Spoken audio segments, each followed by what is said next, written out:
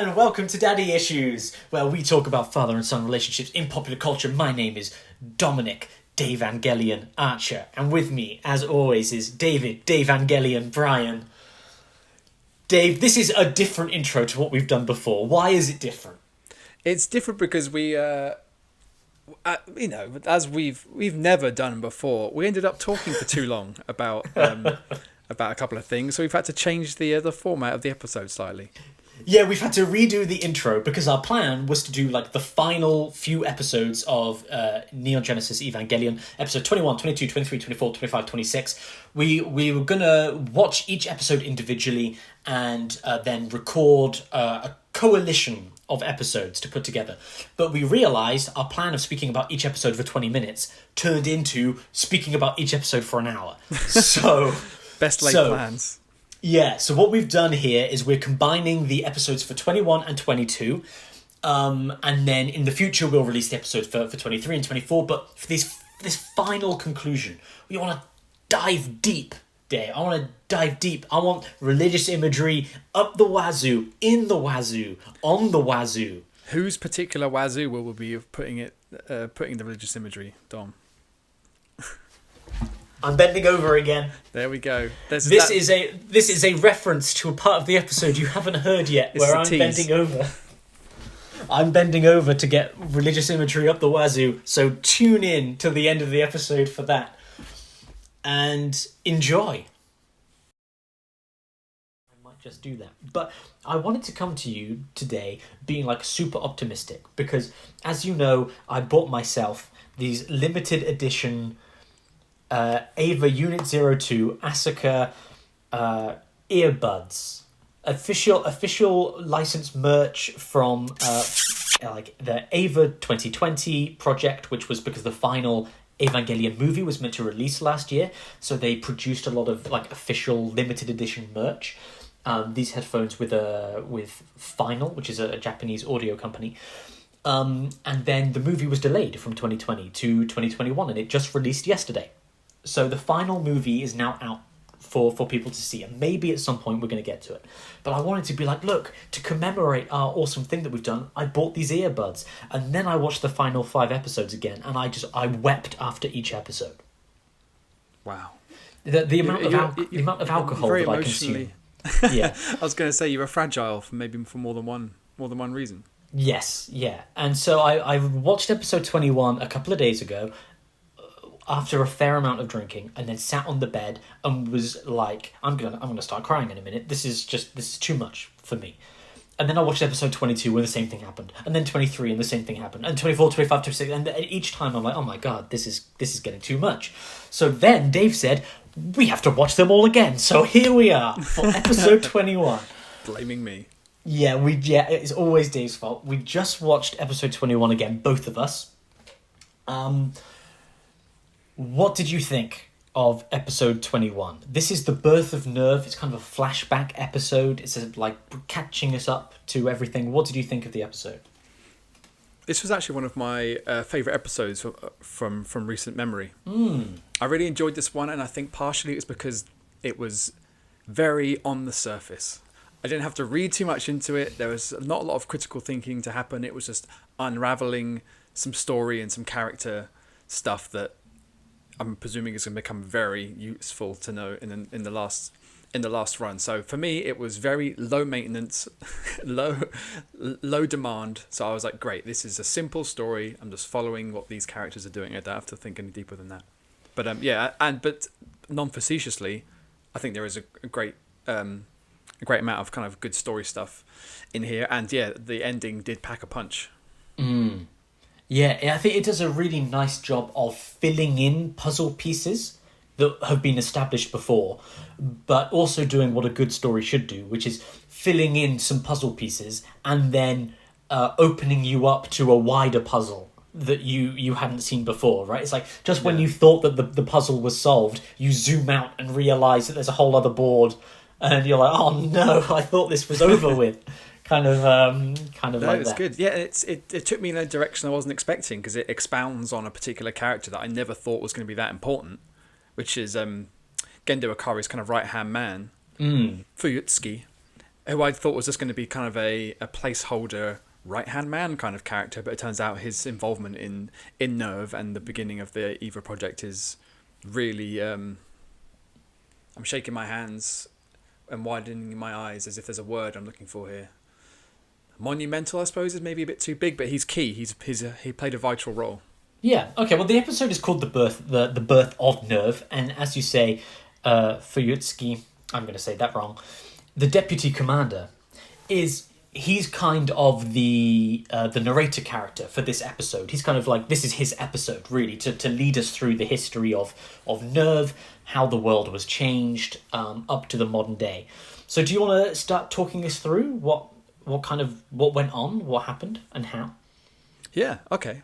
Well, the episode opens, like you said, this is a flashback episode, and it opens in the year 2000 when the second impact happened in Antarctica. And it's got this kind of... I giggled initially, thinking it was kind of it's a found footage kind of opening.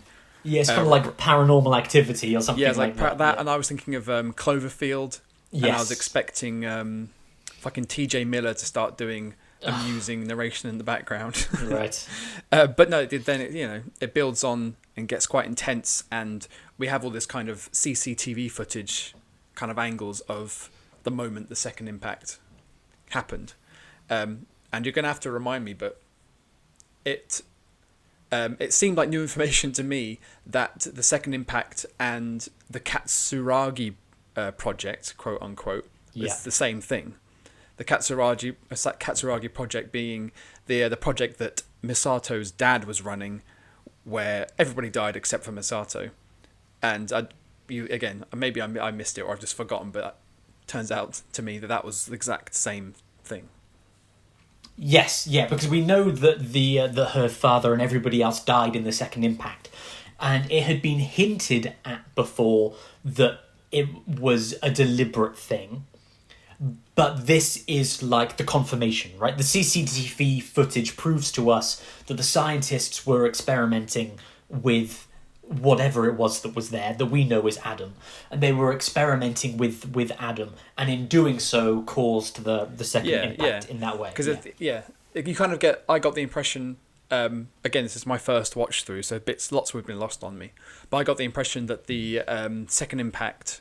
Well, I think it tries to show you this, but the second impact was an attack. It was an unprecedented... Yeah, unavoidable. At the very attack. beginning, they say that the second impact was a meteor strike. Yeah, and actually, this episode goes on to Fuyutsuki says they covered it up by saying it was a meteor strike, but I knew something else was going on. Yeah. It was a cover up. Yeah, but yeah, so I didn't put it together that Misato's dad was actually at the pinnacle. He was there. He was basically, you could say, the cause of the second impact. But I did get kind of... there's been a lot of elements of kind of subterfuge throughout this show, and people, not naming any names, Ritsuko and Commander Akari, intentionally fucking shit up just to see what's going to happen. And I got that kind of sense that the second impact might be another one of these things that they either knew was going to happen and let it happen, or made it happen to see what would happen.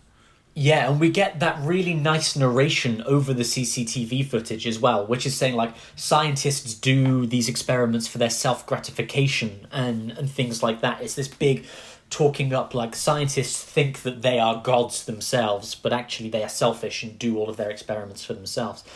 And cause this for the sake of their ego, rather than... They think they're doing it for the benefit of humanity. But as we find out later on, the reason that Gendo Ikari wasn't there when this happened was because he knew it was going to happen and fucking left. And then he was like, oh yeah, well, it's really lucky that I happened to leave the day before the apocalypse. Yeah. Like Fuyutsuki kind of in this flashback thing is actually kind of investigating Seal and Akari and everything that happened around the second impact. And he's like, convenient, isn't it, that you left the day before? And Akari's like, yeah, I guess so. And he kind of does a little Dr. Evil finger to his mouth. You could say that. And then, but then Fuyutsuki's like, also convenient that you happen to incinerate all of your data extract all of your data and all the scientific stuff before you left because you knew it was going to be destroyed, huh? Didn't you? Yeah. So yeah, again, I get the impression that Akari, because he's a dirty-fingered guy, that he was pretty pleased that the second impact happened in the end. Yeah, I think that was part of the plan, right? Was not necessarily to create the end of the world. I'm not sure they knew that was exactly what was going to happen, but because he works for Seal, they are not the Kiss from a Rose, but the organization, not the Pokemon that evolves into Dewgong, the secret organization with all of those eyes, with the symbol for the eyes. Which is Adam's face. I've just realised recently. Yeah. So they are trying to operate within the parameters set by the Dead Sea Scrolls, right? Which again is another mysterious religious reference. And so they know that the angels are supposed to appear 15 years after the second impact, and this is all kind of operating to their plan and to their mysterious schedule. Whatever that is, yeah. So we see the second impact. Then we flash back to modern day to our friend Kaiji, who is up to no good in this episode. This is like the episode where it's he's put all of his cards on the table, right? In the previous episode, he said him and Misato got down to it, and he gave her that little pill with all of the information, all of his information in it, and said, in case I die, basically, this is my final gift to you. And then he goes off to do his James Bond shit, basically. And this is kind of not the B story, but what's going on behind the scene is he kidnaps the deputy commander, Ikari's number 2, and then takes him to Seal and to talk. And Seal are like, this is the only way we could get your full attention. I'm like, I don't believe that. He works for you. Like, just give him a Skype call or something. But I think the point is supposed to be that this is also a warning to Akari, right? They're like, Akari, you're getting out of hand, right? You're going way out of your league here. We gave you some strict rules, and you keep creating abominations. Yeah. So, we've nicked your buddy, and we did it right under your nose, and no one stopped us. Yeah, because some Men in Black kind of dudes show up in Misato's office, and they're like, Fuyutsuke's been abducted, and she's like, why are you coming to see me? He's like, well, there's someone who's been slinking around up to no good. And she's like, oh, you mean Kaiji? No. So that's why you've come to me, because you know that we used to be a thing. Okay, yeah, that makes sense. So she kind of sits in isolation in a cell while they go and conduct their thing. But yeah, it's kind of a bit like Seal saying, yeah, Akari, we can get anyone at any time, no matter how well guarded you think that you are, whether it's a person or a secret. Yeah, so don't fuck with us, right? Sort your shit out, get back on track, or we're gonna take you out, sort of thing. Yeah.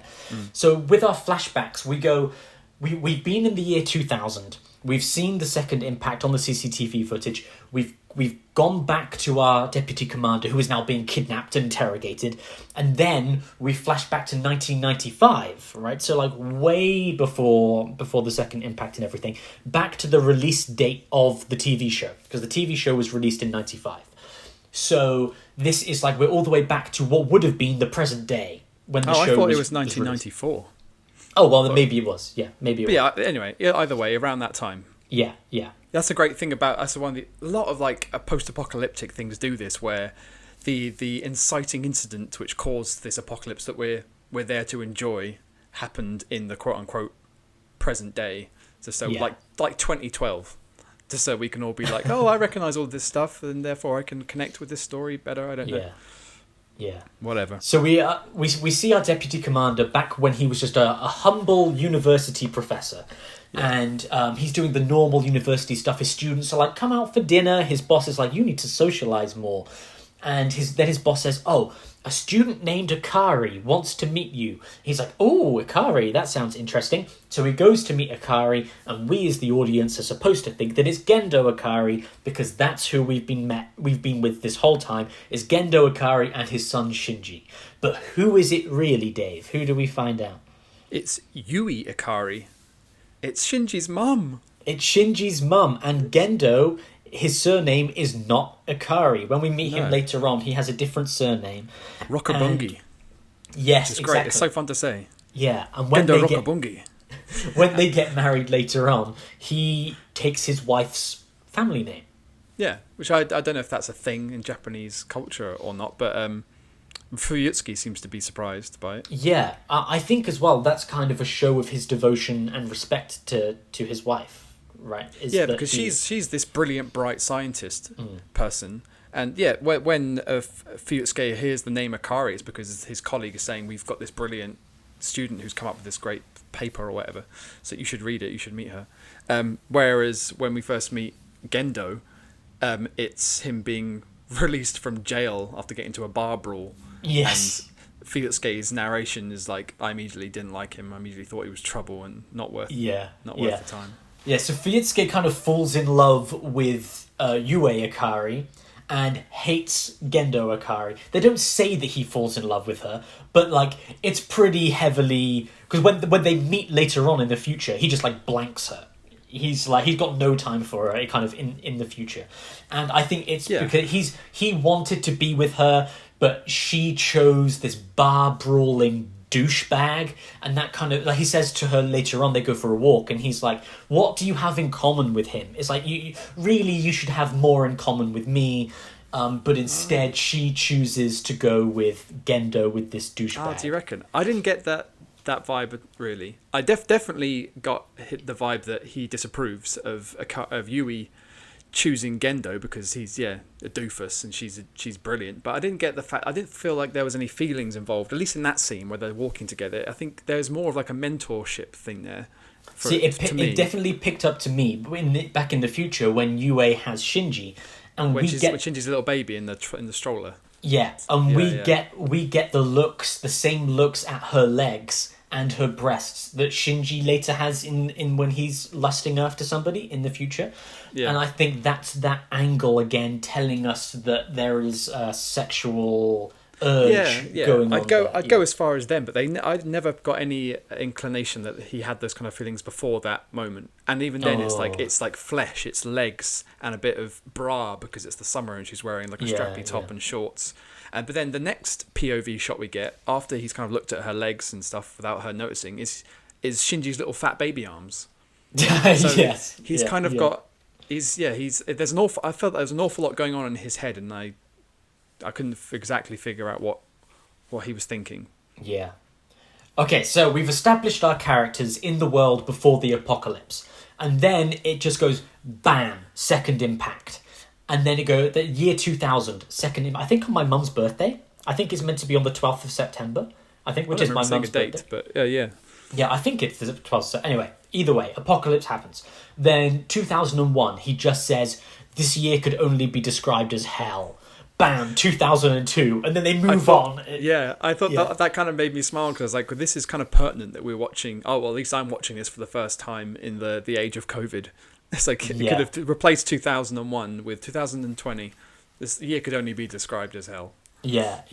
I thought it was really interesting as well. 2001 also had like 9/11, and then the world entirely changed, and it has like that kind of thing. Yeah, and this was made like 6 years before that happened. So that's interesting. But I guess everyone was talking about turn of the century apocalypses. Yeah, the millennium bug and stuff like that. Yeah. Apocalypti. I don't know what the plural is, but I suppose you never really have more than one. So why would you have a plural? I guess I think you're probably right. Like the fact that it is the year 2000 is this apocalyptic-esque turning of the turning of the millennium, and that brings with it that must have been part of the Dead Sea Scrolls, like a Mayan calendar-esque kind of thing. Yeah. But then there's also an element of like a bit like the Matrix, where they say around the turn of the century, mankind marveled at itself and its scientific brilliance. Yeah. And because this second impact apocalypse is a lot around mankind using, like, meddling with technology that it probably shouldn't have done to the degree that it was, and causing something terrible to happen that changes the whole world. So there's a bit of that kind of warning of ourselves that we would just get too big for our britches and end up destroying ourselves. Yeah. So a year after 2002, Professor, he is working as a doctor in one of the sea levels have risen because Antarctica melted and there was like nuclear war and all kinds of things. They don't say it in the show. That I don't think it's mentioned in the show. But essentially, everyone went to war with each other. The original Tokyo was destroyed, which is why there's a Tokyo 2 and a Tokyo 3. The sea levels have risen, and he's kind of working on a boat as like a doctor for like an unlicensed doctor for he's like in some slum town or something. And he's he's doing a bit of a Bruce Banner in the Avengers, just helping out the most needy with the skills that he has. Yeah, and then the UN SEAL kind of guys come to him and say, "We're going back to Antarctica. And we want you to come with us. You've been recommended by someone." He's like, "Who recommended me?" And of course, it's Gendo Ikari. We find out later on, and that's when he finds out that Gendo and Yue have been married. He's taken the second name, but it's all very suspicious because he knows he was brought there for the United Nations to really discover what happened, but he was chosen by Ikari so that he could cover it up. Right, the whole reason he was there was to pull the wool over the United Nations' eyes, to make this whole thing seem official. And there's a whole bunch of documents that they take, official documents. So I thought, during this rewatch, this is my third rewatch of this episode, I thought, why don't I see what those documents say? Because, as we've mentioned multiple times, in Neon Genesis Evangelion, nothing is shown for no reason, right? It's all very deliberate. So I thought, I wonder what secrets I can glean from these super secret, because they're written in English. Most of the documents are written into Japanese because it's made for a Japanese audience. But I thought, what little Easter eggs would have been hidden that the audience might not have been able to see because it was written in English? Do you want to hazard a guess at what it says? I couldn't possibly. What kind of thing do you think it might be? Because we see some pictures of the angel rising from. There's like a bit where he chucks some files down on a desk and they kind of splay. So yes. Have you freeze framed that? I freeze framed it and I took a photograph.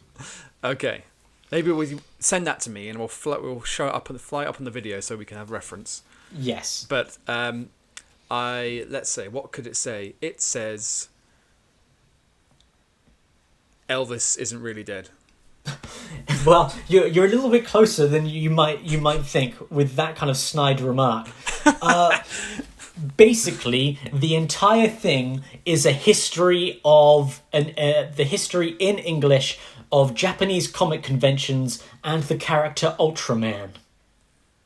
Really? So, because it's like a couple of frames, they just thought, let's fucking put anything in there. Because they've been like, we need 5 pages of English text, but we're all Japanese, so just get us 5 pages. And it's like the anime convention that took place in the year 1999, blah, blah, blah, blah, blah, blah. That's exactly what it is. Oh my God.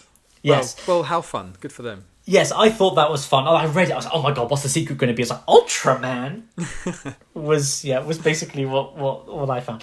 Anyway, so we find out it's all part of SEAL. Who is SEAL? People think that Gendo Ikari married his wife just because she was kind of with SEAL and that got him in. But I don't think that that's true necessarily. But the deputy commander guy goes to work with SEAL because Gendo reveals the truth to him about the operation. So the deputy, who will be the deputy commander, is like, I'm going to take this public so everyone knows it wasn't a meteor, it was, you guys did this. And he's like, I'm going to show you the truth. So they take their train underground, and what do they find? They find the underground city upon which Tokyo 3 will be built. Well, it's not really a city, is it? It's this weird, enormous, they call it an enormous spherical cavern, which is the exact dimensions of the underground cavern that was caused by the second impact in Antarctica. Which I don't get, but that's what they say. Okay, this is where my extracurricular research has come in, and it's not necessarily spoilers for the show, but if people don't want just general world expanding plot stuff, then feel free to listen to skip forward a little bit. But if you're interested, I can give you some more information on what all of this kind of stuff is. It's not like a spoiler, particularly. Yeah, I mean, fill me in. Okay. Craig David. So fill me in. That is not appropriate. He went to my school, by the way. I know. I Oh, probably told you this. yeah. I told you this before, but you must have told me it in about 2010 or something like that. yeah. But just for the wider internet audience, I went to the same secondary school as Craig David. And for he the left the year that I started. For the Neon Genesis Evangelion anime fans who are listening to this, who's Craig David? I don't think I have to answer that question, do I? Then don't. I mean, not only have we name dropped him, I also sang a bit of one of his biggest hits. Move on, Dom. Like, people are bored now. Okay, fine. Craig David, yeah, we know all about him. So the reason that there are two identical spherical domes is because, the better question is, what happened in the year 2000 in Antarctica, Dave? Well, the second impact happened. When did the first impact happen, Dave? Oh, shit. I don't remember the year. That's kind of the point. The first impact happened like billions of years ago in Japan, which is why that exactly identical spherical dome, there's one in Japan, there's one in Antarctica, because they are both the sites of the first impact and the second impact. Yeah, Gendo Ikari says that this was left here by somebody who wasn't us. So they basically found it there. Yes, yeah. And so the second impact, Antarctica is the arrival of Adam, right? And Adam is the progenitor of the angels.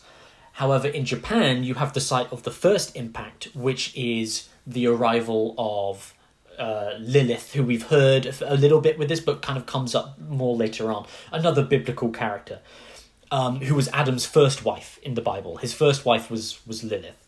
Really? Yeah, and then Eve kind of came along and ruined the party for everyone. But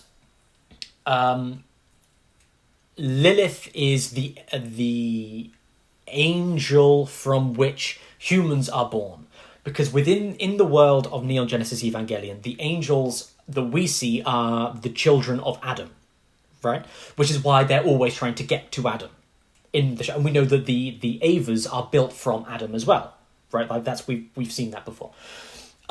Whereas the humans are the children of Lilith, of this first impact that we are born from. Which means that humans also are angels, right? And that's why our souls can kind of interact with each other.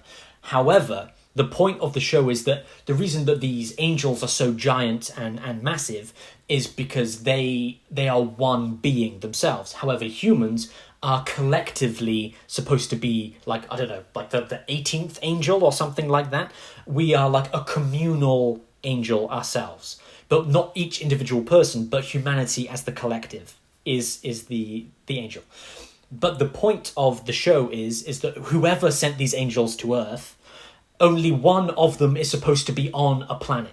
However, by some kind of fluke accident, or maybe, I don't know what happened, two of them arrive. Lilith arrives and Adam arrives, which means that Lilith's children and Adam's children must compete for supremacy of the planet, essentially. Survival of the fittest. Yes, yeah, and that's kind of like the point of the show. Will humans, the humanity, this giant collective of angels survive, or will each of these children of Adam, will one of them kind of take the planet?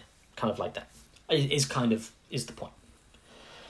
So, okay, I think I absorbed some of that, but luckily I have to listen to back and edit this later. So yes, I'll get. By the time we talk next time, I'll be like, oh, okay, I get it. Yeah. So the first impact happened in Japan, which is why there is this identical spherical thing. And when the angels arrive, like Adam and Lilith arrive, they come with the spear of Longinus, and they come with a copy of the Dead Sea Scrolls, supposedly.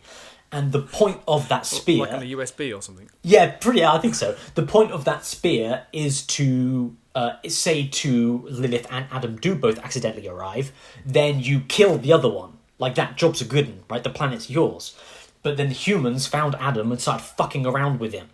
And, like, he was dormant and dead for billions of years, and then humanity decided to start fucking with him, and then that's kind of what caused the second impact.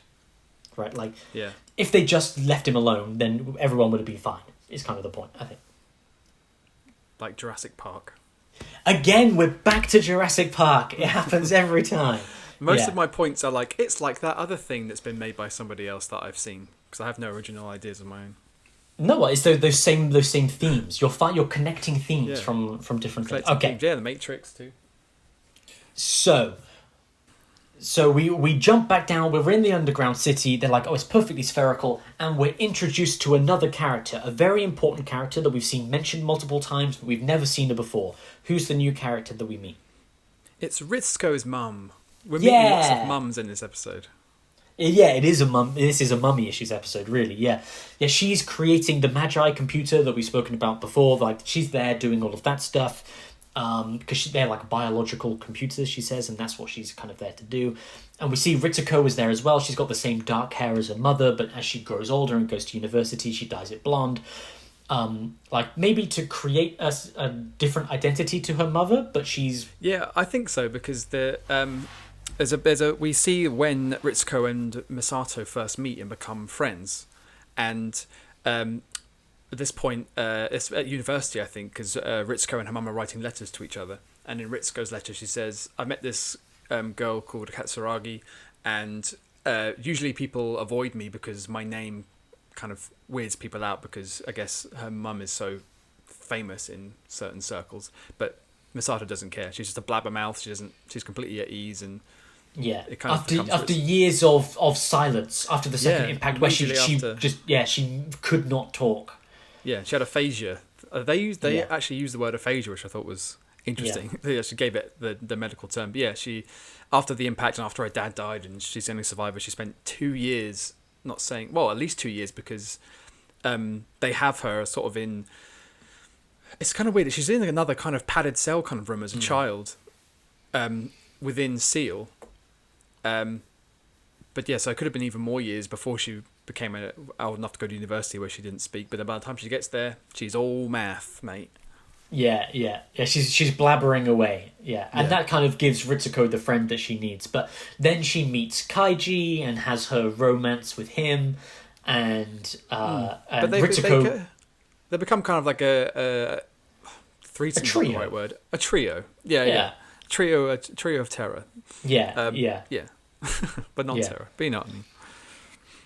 So there's a really great scene that I think, again, speaks to that backstory, where we see... this is the scene we were talking about earlier on with the lusting after Yue, but the deputy commander guy who is now working with SEAL, he says that he's more loyal to Yue's vision than he is to SEAL, which is like, well, that's interesting. What is Yue's vision? And we kind of find out at the end of the episode what it is anyway. But he says... Every day is the same, and it's so... He said this earlier on as well. It's so hot. Every day is so hot. Every day is the same. And that kind of comes into the point that you raised earlier on about the insects. What are those insects called that we always hear? Cicadas. Yes, the cicadas, yeah. They are in every episode in which we are outside, because the point is that it's they are insects that profligate Japan in the summer. Yeah. Yes, because the bit when we meet Fuyutsuki on his doctor boat, he complains about how it's been summer for nearly a year, and it's another 30-degree day, and it's really getting to him and he can't stand it. And then when a bit further forward in the future, when he meets up with Yue and little baby Shinji, he says, "I miss autumn. Autumn was so nice." But climate change, man, that's what happens when the ice caps melt. Yeah, well, this is it. After the second impact, there are no more seasons, at least in Japan. Like, it tilts the world's axis or something like that, and the seasons are thrown off, so it's always summer, which is why those insects are so loud and everywhere all the time, because it's keeping, especially for Japanese audiences, right, it's keeping them in that, within that heat, that the tension that comes with hot summer. You know, they say in Miami in the summer, the murder rate explodes because it's just so hot that people lose their minds. I think that's kind of what it's trying to build up for the world. I can imagine that. Yeah. But if you've ever been to a hot European country, Central European country during the summer, the cicadas can be deafening. And the first few nights of when you're on holiday in that part of the world, you cannot sleep, and then you acclimatize to it, but. Yeah, I mean, I can understand that. I've been in Portugal and during a heat wave, and it's uncomfortable. You can't do anything, and imagine having to live your normal life, go to work, do the shopping, and shit like that.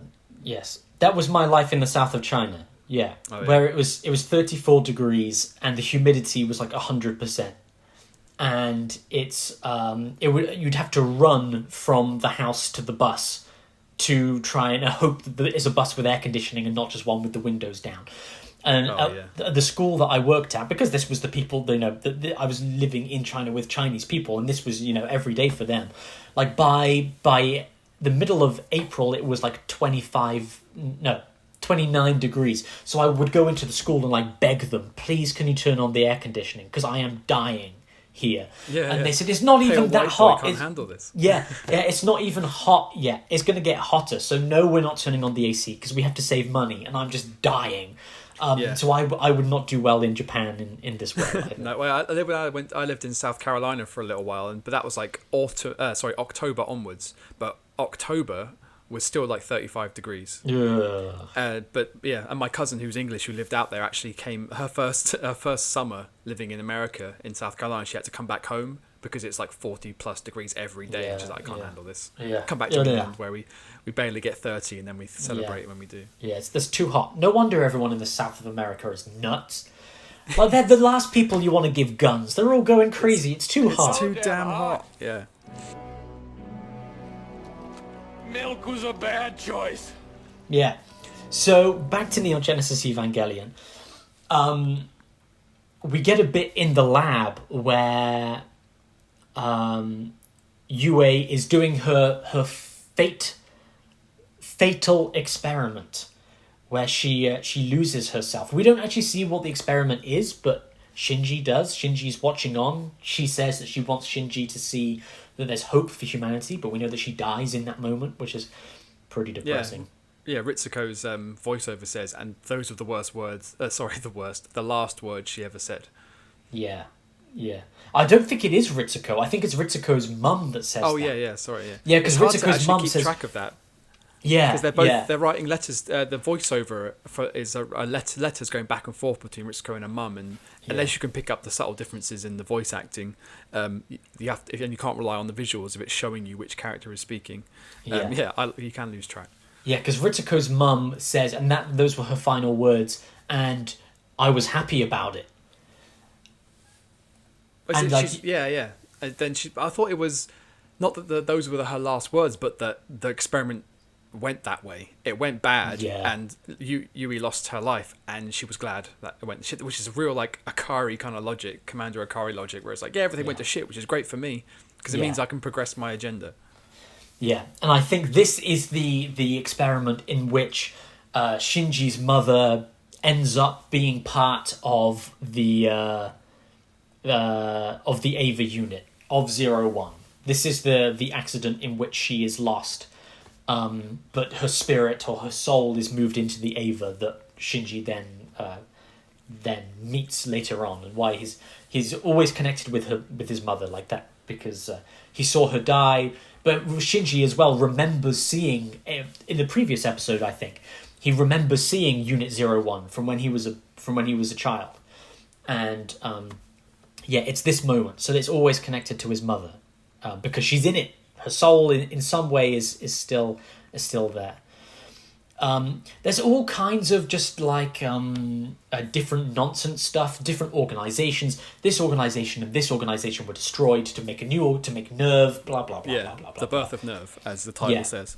Yeah, and then after Yue's death, we get the bit where Gendo says, I'm going to start a new project, Yue's dream project. We're going to build the Human Instrumentality Project, which is this big thing. We've been hearing loads about it. No one's told us what it is, but it's a new thing that they're putting forward. It was Yue's vision all along, which is why the deputy commander guy was there in the first place, because this was, Yue wasn't necessarily all about building giant robots. I get the feeling that was probably more of Gendo's bar brawling thing, right? Why he's not fazed by violence, because he's a fucking violent man himself.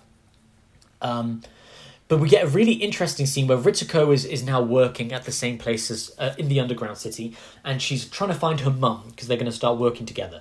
But when she finds her mum, what does she find her doing? Snogging Gendo Akari. Which I was like, what the fuck? Yeah, Ritsuko's mum was banging Gendo Akari, and she's like, I know you're not over your wife, but I'll I can take get it. over that. Yeah. Yeah. Oh. Yeah. And then What she gives is it him- about Gendo that women find attractive? I don't Right, know, because the guy's when- a fucking psychopath. He's a psycho. And when Fuyutsuki is talking to Yue about why does she like him, she's like, well, he's charming. So is that really enough? Is that all it takes? 'Cause he Yeah. also seems kind of cold and they draw him very strangely, and it's interesting actually that we've never seen him up until this point in like the quote unquote present day without his glasses on, big Yes. reflective glasses, so you can't see his eyes. But back in the 90s, as we flash back, he doesn't wear the glasses yet, but he's got really big, kind of creepy eyes that immediately make him look a little bit a bit edgy, a bit uncomfortable to look at. Yeah. Yeah. It's interesting that a man who can't grow a mustache is so attractive to women. Like, he can't even grow a mustache, Dave. Can't even grow a mustache. Can't even grow a mustache. No, but it's an interesting character development for him, because after the death of his wife, we see how he begins to change and to lose faith. But we also get introduced to a new character who becomes very important very fast. Yeah. Yeah, who's the next character we meet? We meet little baby Ray. Yeah. And then initially, Ritsuko's mum mistakes her for... Well, she sees Commander Akari with a kid. She's like, oh, you brought your son along today. And it turns out it's not Shinji, it's Ray. But then Gendo says, I'm looking after a friend's child, which is weird. This is Ray Ayanami. But then when, is it Ritsuko or Ritsuko's mum goes looking into it, she sees like the Ray's record has been completely wiped. She calls her a blank slate. Yeah, and what else does Ritsuko's mum see when she looks at Ray as well? She thinks that Ray looks just like Yue Akari. Yeah, yeah. So she looks exactly like his ex-wife, and all of the files have been deleted, and they've just started secret work on the human instrumentality project with the deputy commander. Like, whatever's going on. Yeah, well, initially I was like, oh, that's interesting. But then it's the next scene where Ritsuko's mum has a private interaction with Ray that I was like, okay, now there's definitely some fucking weird shit going on that I don't understand. Okay. Well, okay, so Ritsuko's mum is just doing some work, and baby Ray kind of appears and is like, I'm lost. And Ritsuko's mum's like, oh, I'll help you. And Ray's like, get away from me, you hag. And she keeps calling her a hag again and again. Yeah. And she's like, you're a hag. And she's like, you can't say that to an adult. You're so rude. I'm going to tell Director Akari how rude you are. And she goes, Director Akari is the one who calls you a hag.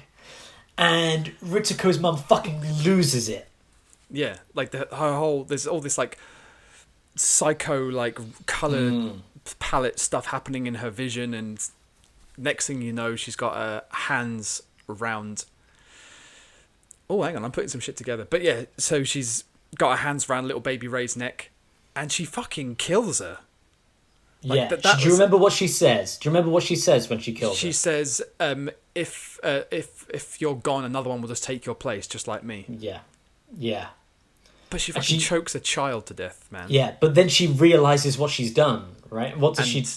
Then she kills herself. And then she kills herself. She jumps off the top. She kills the baby Ray. Says there's going to be another one just like you, and then kills herself immediately afterwards. This is one of these. I know you mentioned at the very beginning that I'd be sending you what WTF kind of messages, but this was a WTF moment. I was like, what the hell is going on? Yeah, well, that kind of leads us into the finale of the episode.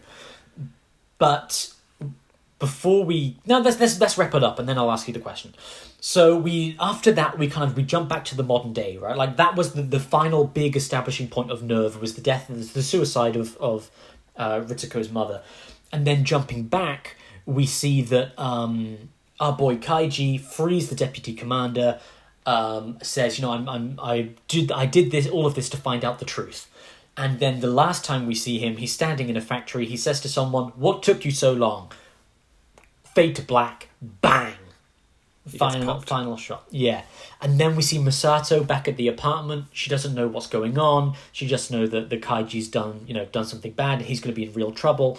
And she gets home, and there's an answer phone message waiting for her.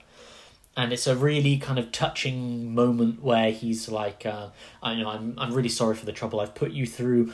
Could you water my watermelons? Yeah, Shinji knows where they are. Shinji knows where they are. This may be my final message to you. If it is, please take care of my watermelons. And then he says, if I don't see you, or if I see you again, I'll tell you those words I couldn't tell you 8 years ago. Yeah, but he definitely clearly knows he's going to die. So I don't know why he didn't take the opportunity to say it then. But this it would have been too cheesy. Maybe a bit cheesy, yeah. And just saying it without saying it is probably more affecting, and maybe would have affect Masato more. But this harks back to the very beginning of the episode, after the sort of paranormal activity, Cloverfield stuff. The next thing we see when we go back to present day is a phone box, and somebody in the phone box, and then we get like an outgoing message of a woman saying, "I can't get to the phone right now. Leave message, blah blah blah," and then we see the receiver hang up, and then we see that it was Kaji at the phone box. So it's kind of like the bookends. Bookends, tying the timeline together. That was. You did send me a message because I watched this morning. I watched episode 21 and 22, and you said, and just like you said earlier, you must have spent the rest of the day crying. And we'll get into episode 22 later, but it was episode 21 that, it was heavy, and like you really feel for Masato, who, having heard this voicemail, just breaks down and just has this big weep, this massive sob. But then who else is also there, which we haven't seen the entire episode except for when he was a baby, is Shinji, who, when he hears Masato completely breaking down, just goes and hides in his room. He just lies down and puts a pillow over his head and tries to drown out the sound of his mentor and guardian having a heart broken. That part was this is like one of those moments where, like I said, this was kind of a simple episode in terms of his backstory, and he just picking pieces up and it's filling in the puzzle, as you said.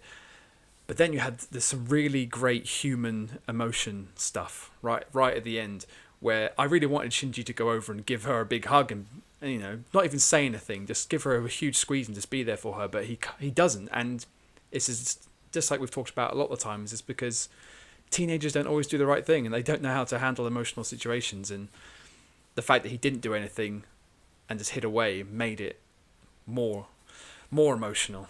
Yes. And I think he says something in voiceover which kind of ties in with the titles of the episode. The episode being the Birth of Nerv, but then the midway episode is he was aware that he was still a child. And it's this very last bit where Shinji kind of tries to justify his not doing anything and just hiding from Masato by saying, and he says, "I was just a child," which is a weird past tense, which I'm not sure if that's like a translation thing or if that's very intentional, like he's telling that story from the future, or if it's just I don't know, maybe I'm reading into it too much. No, I think what we're talking about there is why also the voice message is so important.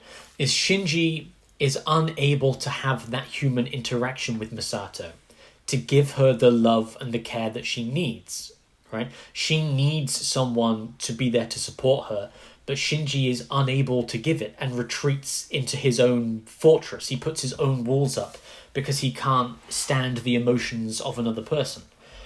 And that's exactly what Kaiji does in that voice message again, right? Kaiji doesn't tell her how he really feels. He postpones the revelation of his emotion, therefore denying Misato the human connection that she needed. Also, any closure at all. Yeah, also he's dead, right? So she's lost that human connection to him, and she knows that he's dead at this point. Like maybe she'll always be left wondering, but she, in the back of her mind, she's always going to know. But again, he's denied her that last bit of human connection. The same way that when, in the episode where he's carrying her on her back, she says, "I ran away from you because I was scared about my connection with you. You reminded me of my father, but I was in love with you, and I couldn't find the way to tell you what I needed to tell you or to feel what I had to feel. So I ran away." right? She left him because she couldn't face that connection. At the end, he can't give her that connection. And when she needs Shinji to support her, to hold her, to say the right thing, he can't give her the connection either. And he runs and hides. And yeah, well, that's very much in keeping with his character and his personality. And then earlier on in this episode, during the flashback of Ritsuko kind of telling the story of how she and Masato and Kaji first met, she describes him as being very handsome, but she couldn't really understand his very aloof nature. Yeah. And yeah, I guess he's always been that way, and that's exactly how we've seen him, just so very, very laid back and doesn't take anything seriously. And even when he's like breaking Fuyutsuki out of Seal and explaining that, he just wants to get to the truth, and he figures he might as well try and endear himself to the higher ups as much as he can, because he's probably heading for the chopping block, or he's at least going to be in a bit of trouble. He's never panicked. He's just, I'll do that, and then I'll do that. And like when he comes in to get Fuyutsuki, I like the line, he says, the guard outside is taking a nap.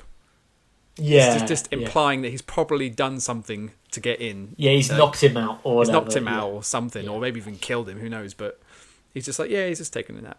Like he's very, very, very conflicted on his character, because we've seen him be kind of gross and annoying, but then he seems to be on the side of truth and the side of good, and he is important to one of our key characters. And I did feel, I felt sorrowful when now that he's gone. Final bit, although with this episode we've kind of gone through it plot point by plot point. I don't think we'll do that with the future episodes. It's just that because this one is so exposition dense, like it's worth just establishing everything that's kind of come up here. So when we get to the future episodes, you'll be like, and that bit from episode 21, like this is gonna fill in blanks and stuff like that. So the next few, as we discuss the next few episodes, it's not going to be quite as in depth, perhaps, in terms of plot as this one. But before we go forward, what do you think it meant when she strangled Rei and killed Rei then? It meant? Yes. I don't know what it meant, but when we were talking about it before, I remember that the whole strangulation thing is a bit of a go-to move for the Evas when they go kind of berserk, and we've seen the angels do it too. And now that we know that some of the women characters in this are very much aligned with the Evas and the angels, I did wonder whether that was something I could connect. But I don't know what you mean by what it meant. Well, I was just interested in your theories about the character of Rei if we've just seen her as a child being strangled. Oh, well, yeah, we've seen her as a child be killed, but then we've also seen Rei in weird tubes, weird like stasis tube things. And again, you kind of have put this together in my head when we meet little baby Rei. You said about how we've just heard Commander Akari talk about the Human Instrumentality Project, and we've just kind of heard about his wife dying at the same time as it beginning, and previous episodes of I won't say revealed, but have hinted that these mothers are connected to the Evas, or maybe even are the Evas, which I wouldn't have got to, I don't think. To be honest, I think you would have done as we go forward. I think I reckon if I was watching this all the way through for the first time and I just watched episode 21, I still wouldn't have figured out that the Evas are the mums. I think you've put that together for me. Okay. Well, what about? Okay, I'll leave Rei to you then. I'll leave Rei to your narrative maths. Oh, fuck off with your narrative maths. Yes. I'm gonna write that book. You should write that book, yeah, because then maybe I would understand it better. Okay. But do you have any theories about her character before we go forward? No. Because as we know, her character is shrouded in secrecy. Yeah. So yeah, I'm looking forward to finding that out. Okay, all right. So you're just gonna leave it open. That's keep how your I mind roll, blank. man. I like to keep the mind open and let the story come to me. I don't want to leap ahead. Okay, all right. So all right, no pressure then. Yeah, step off, man. Step off. Okay. Well, that'll be the end for our discussion for this episode. We've gone on for much longer than I thought, than we had anticipated. But again, we as we were do. saying, this is about establishing what it is going forward. So, we've got that plot out of the way. Now, let's jump into episode 22. Blue's a house with a blue little window and a blue Corvette. And everything is blue for him and himself and everybody around, and he ain't got nobody to listen to. I'm blue, davity. Yeah. Hello and welcome back to episode. I don't know what episode this is. I've lost my mind, Dave, because this is part 2 of the Daddy Issues Neon Genesis Evangelion finale. We've taken a day. We've taken a day. Of part 5. We're back at it. Neon Genesis Evangelion. Whew, this is episode 22. Staying human, don't be. And do you know what it's about, Dave? Why I think that your introduction there was unintentionally perfect. It's kind of why? Because it's all about depression, Dave. Oh yeah. Much like that song, and it also features most famously the blue-haired goddess of anime, Rei Ayanami, who is Rei Ayanami in the video for Blue by Eiffel 65? She very well might be. I haven't seen that video in 20 years, so there is a fair chance that she might be. If she does, if she happens to be, we'll put it in the video just so yeah. we can see later. Yeah, I feel like we've lost a little bit of momentum as well. Like it's taking its toll. Life is taking its toll. Evangelion has reached that emotional point where it's taken its toll. We've both changed from our usual attire. I'm wearing a cowboy hat, and you're wearing like a fedora. Some kind of a purple lady's fedora. Let's say. But you're wearing it over the top of your giant big headphones, so it does not fit perfectly at all. To be fair, the hat was not specially made for my head, therefore it will not fit me anyway. I have an abnormally large skull. Yeah. Well, I wasn't going to say it. Well, somebody had to. Episode 22. Staying human, don't be. This is, like, from my perspective, this is your nightmare episode. Yeah, and anyone who's listened to any of the earlier episodes of this series will know why. Yeah, this is the episode that explains or goes into more detail about who Asuka is, why she is the way she is, and we kind of watch her untether as we go through the episode. So it starts off with her being the annoying person that we met her as, and leads to her having a full breakdown by the end of the episode. And I get the feeling that you don't sympathise with her quite as much as I do through this episode. Well, I've watched it twice. I watched it once yesterday, and I watched it once today. After the first time is when I messaged you and maybe gave you the impression that I don't have an awful lot of sympathy for her. Yeah, you dropped the C-bomb twice. I've had enough of this. Beep. I don't relate at all to this. Beep. He said he did not say that. He did not say that at all. No. Although, honestly, my initial reaction was, after watching it the first time, like, for fuck's sake, can we get over this now? But then, having just watched it again today, I do feel a little bit more sympathetic for her. Oh, well, that's good of you. Her plight has worn me down slightly, but I think it'd be interesting to look into my two phases of sympathy or non-sympathy for Asuka. Okay. For this episode. Well, why don't we recap a little bit before we jump into the episode? Why is it that you don't like Asuka? We've had this discussion before. The character is meant to be kind of grating, but we learn to understand her as we go through. But up to this point, what's your evolution with her character and the character's evolution, if that makes sense? Well, there hasn't been much evolution until this very episode. Before this episode, she could just fuck off, or like I just didn't. And I said when the first few episodes after she came along, I said, I get why she's there for the sake of the story. She's an upsetting force, and just when you thought things were starting to fall into place nicely for Shinji and for Nerv, it made a lot of sense thematically for you to drop a grenade into that and see how people handle it. But I found it difficult to detach myself from just responding to her as a person, even though she's an animated fictional character. I can't help but imagine myself being around her, or in the instance of having to watch the show, I am being subjected to her, and her personality makes me psychotic. It makes me angry. Like I hate her. I hate her behavior, and I hate her attitude, and I hate the way she talks to people and treats people. Do you feel like your mind is defiled by watching her? No, I wouldn't go that far. Like, oh, you were supposed to say yes, because then I could be like, aha, you're Asuka. I got you. No, you were trying to derail me, but I did it. You did derail me. Shit. Fuck. What was I just saying?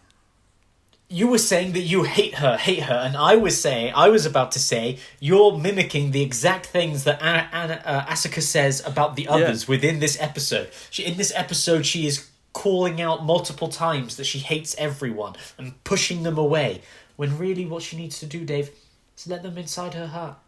Yeah, that's what she really wants. But then, so actually, interesting point. That we are, and this could maybe unravel some self-loathing issues within me now. Fucking go. Because I hate her. I think she's it's really difficult to have to keep remembering that she's a teenager, and up until this point she's just been a bratty ass teenager who can just fuck off. But I always assumed there was a lot of damage involved in her backstory, and she wasn't just a two-dimensional shitty person. Like I never expected that to be the case. So now that we're getting a little bit more of backstory into how she's been damaged and what may be affecting her psychologically, I can understand her more. But how I was feeling after the first time I watched this episode was, I get you're struggling. I get that life is really difficult for you right now, and I get you don't really know what to do with all these feelings you're having. But fuck off and come back when you've sorted it out. All right. And this is the kind of attitude I sometimes have in real life. That yes. I do feel like I don't know if I hate everyone, but I just don't understand anyone, and I really could do with everyone else just going away and leaving me alone.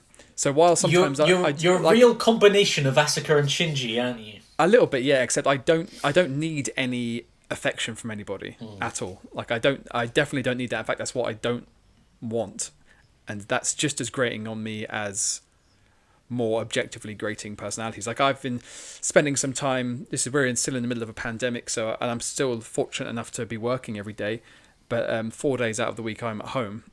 So, but the 1 day of the week I have to go into the office is the only time I'm surrounded by people, not out of choice. And I found it difficult actually to handle that kind of atmosphere and having to be around people again. And it has got made me kind of angry just at listening to people's conversations that I am not choosing to be a part of, and I would not choose to be a part of, but I can't help but be involved in because we're all in a space. And I want to say, can you all just shut up, because I don't really give a shit about what your favourite flavour of crisps is, and I don't give a shit about what happened on Love Island, and I don't give a shit about Harry and fucking Meghan and fucking Piers Morgan. So I hate you all, but I don't really hate you all. You're nice people. But I had that kind of reaction to it. But unlike Asuka, I don't need the reverse of that. I'm not projecting this hatred towards people and their annoying conversations, but really what I want is to be involved, and really what I want is to join in, because I don't. So I'm maybe like, yeah, I'm learning about Asuka in a very interesting time in my own life here, where with these kind of feelings of trying to push people away are quite vibrant in me.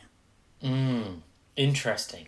Sorry, I went on and on there. No, this is what we're all about. This is why it's great that we've stretched our emotional limit to this point now, where also it's kind of what you're saying there is really interesting, that you're pushing people away because they're talking bullshit, which is basically what Asuka does. But what she wants people to do is to connect with her, and to in a way that she cares about.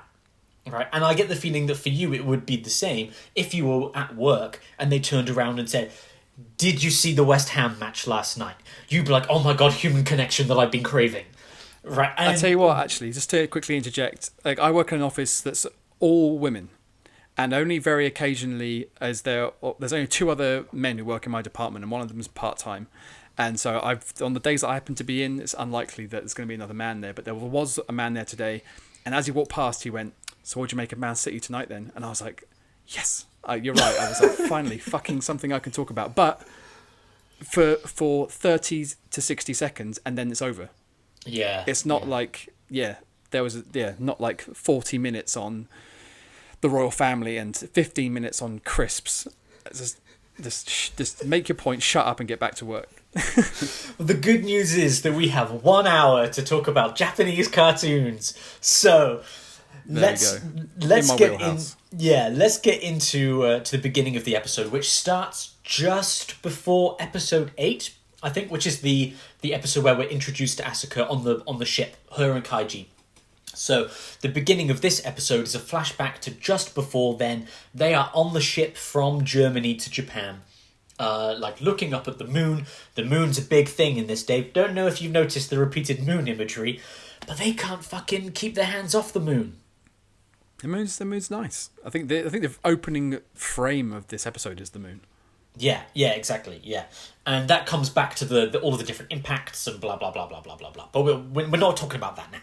So they're looking up at the moon, and this ties quite a lot into our puberty stuff that we've spoken about before, and specifically Asuka's puberty. Where in previous episodes we discussed her and Shinji and how she is trying to mature herself into a woman, whereas Shinji is like getting his first boner while the penguin watches. Like Asuka is like miles ahead of him in her mind. Yeah, I was going to say. And that's what we see at the beginning of this episode. So just lay it down for us. How do we open in this? Because it ties into her whole themes of puberty, growing up, and needing human connection. Yeah, it begins with her sort of, just hanging out with Kaji and her saying, what does she say? They're on the way there, and Kaji's like, "There's going to be a lot of new boys in Japan when we get there." And I hear that the second children is a boy. And she's like, I'm not interested in dumb boys. And then she kind of like she literally rolls to lie on top of Kaji, and she's like, I only want you. And she's like 14 at this point, and he says, "You're still just a kid. Like you've got a lot of growing up to do," which kind of riles her up, and she starts like kind of screaming at him. She's like, I'm not a child. I'm an adult.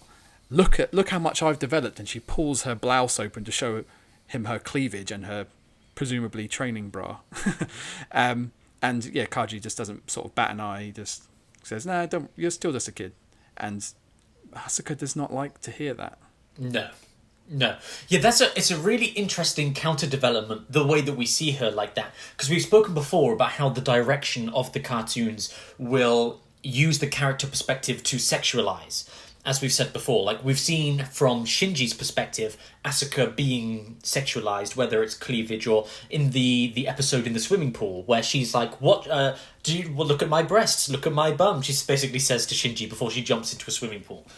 Whereas this time when we see it, like you're saying, the direction is that of a child.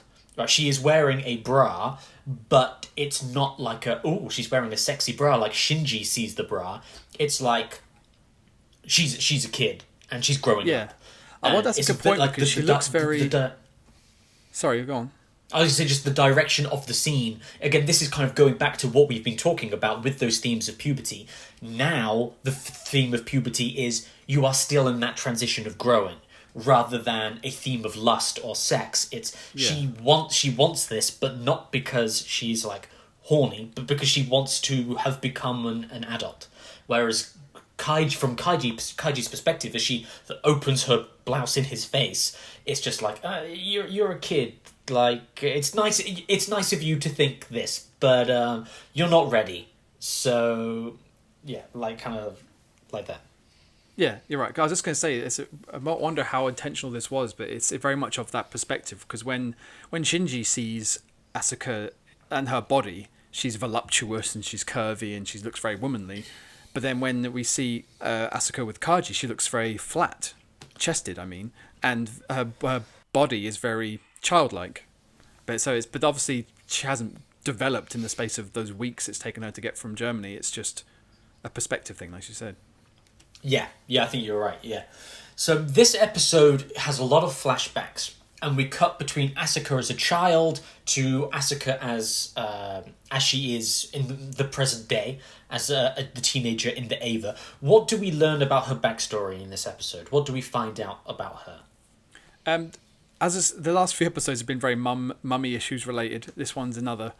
Asuka's mum was also involved in an Eva project, and she was in an experiment or in a test that went badly, and she kind of came out. She emerged from this experiment, Asuka's mum, but she lost her mind, it seems, in it, and she has this doll which she treats more like a daughter than she actually treats a little baby Asuka, who's kind of just completely left neglected, while her dad starts diddling the doctor that's looking after her mum. Yeah, I'm really glad you picked up on that. Yeah, I was going to ask you about that. Yeah. That's fucked up. Yeah, so it is. Yeah, so like building levels of a foundation of sympathy in Asuka by, obviously her childhood was fucking shit. Yeah, so I think the suggestion is, and from what I've read before, Asuka's mum goes through a similar experiment to what happened with Shinji's mum, like we were saying. Whereas when Shinji's mum died and entered the Eva, part of Asuka's mum was transferred into the Eva, and when she left with her body, but like half her mind was kind of still in the robot. And whether it's like the part of her soul that connected to her daughter, or whatever it is trapped inside the Eva, and then her mother comes out and can't see her daughter. She still wants her daughter, but she sees her daughter as the doll. And she's mothering the doll whilst ignoring Asuka completely. And that kind of, this idea of a doll is constantly referenced and connected back to Rei, especially to Rei. And then also to how she has always pressured people to think for themselves through this whole thing. She's always saying, Shinji, you're being too polite. Think for yourself. Grow some balls, basically, as we've said before, right? You need to act like a man and think for yourself. Don't do something just because people tell you to do it. Like that. And this all kind of connects back into her underlying feeling of her mother was in love with a doll. And she doesn't want to be a doll, right? She will do everything for herself. She's not going to be just like somebody else's plaything. And she's frustrated when other people act like dolls because she sees, that horrible thing that happened with her mother. Yeah, especially Rei. Like, she hates Rei the most. And quite frequently throughout this episode, she vocalizes that, calling her a clockwork doll. And I was thinking actually about the three Eva pilots kind of in combat, and how Rei is kind of like the perfect soldier. She just does exactly what she's told, never thinks for herself, never takes any intuition. She just does as she's told, and that's it. Whereas Shinji and Rei are a bit more loose and will sometimes act on themselves. And especially in this episode, Asuka just kind of jumps the gun, goes against her orders, and puts herself in serious trouble. Yeah, absolutely. Yeah. So we get that flashback back to her childhood and see how she was basically lost to her mother. Her father starts an affair with the doctor. And then what happens? I don't know what happens. Well, what happens to her mother? Oh, she kills herself. Yeah. Just gonna throw it out there. Yeah, her mother hangs herself. Just whatever. Everyone's killing themselves in these shows. Yeah, exactly. And the second mother in as many episodes to have committed suicide, connected with Nerv or the Ava project or the Angels or something. Yeah, but in this case, Asuka appears to have been the one who walked in to find her mother hanging, and we get all of these haunting voiceovers from like child Asuka. There's constantly kind of floating back between the child Asuka and the modern day one, but we hear the voice of her mother saying, "I'm going to kill myself. I'm going to take you with me." And the Asuka's voice is like, "Yes, kill me. Just don't leave me." right? Take me Don't with stop you. being my mummy. Yeah. Oh God, this show. It's some hard hitting stuff. So we cut back to the modern day throughout all of this, and Nerv is still trying to rebuild after all of the fucked up shit that's gone on. Right, like the pyramid, the giant pyramid thing still being rebuilt. Unit 1 is still not allowed to go out and fight. Rei is just kind of being Rei, but Asuka is... They're doing the synchronization test that they normally do to see how well you're functioning with the Ava, and she is continuing her woo. She's tanking big time, yeah. Yeah, it's the stock market crash of the 1920s, only it's poor Asuka rather than the New York Stock Exchange. Yeah. Synchronization rates with Unit 02 and not the entire economy of a country. Yeah, pretty much. But there's a really important scene, I thought, which goes back to something else that we spoke about in previous episodes, where they are eating at the dinner table at Misato's house. Yeah. And in previous episodes, we've seen them all eating together, and we've had the fun music, the do music, and sometimes they'll start eating in synchronicity. So we've seen before, first like Shinji would eat, and then Shinji and Pen would eat, and then Shinji, Pen and Asuka would all eat together as they were building this friendship and connection together. And now it's like stone cold silence, right? Like the connections between them are dead, and it's kind of horrible. It's awkward, yeah. Yeah, and there's kind of an interesting bit where she's trying to call Kaiji as well, and or Asuka's trying to call Kaiji, and she can't get through to him because she doesn't know that he's been shot in the previous episode. Yeah. She makes some snide remark to Misato. The phone rings, and she makes a snide remark to Misato, like, it's just going to be Kaiji calling you for another, like, fuck session. and Misato's like, oh, that's not going to be happening. She says into a beer because Kaiji's dead. So Shinji picks up the phone. It's Asuka's foster mother, the doctor, we assume. Yeah, her stepmom. Her stepmom. And what happens? I'll pass it over to you. Well, yeah, Shinji answers the phone and is like, hey, it's an international call from you, it's Germany. And Asuka has what sounds to be a very pleasant phone call in German with her stepmom. And Shinji's kind of listening in, and after the phone call's over and they say bye, Shinji says like, wow, a phone call with your family, that I'm so jealous. And Asuka kind of absent-mindedly goes on about how it was just pleasantries, it's, it doesn't mean anything, it's just superficial, I think she calls it. And I don't hate her, but I don't really like her or care about her, nothing. And she keeps talking and expressing her feelings, and then suddenly she stops herself, like, why am I telling you all this? Go fuck off, please. Yeah.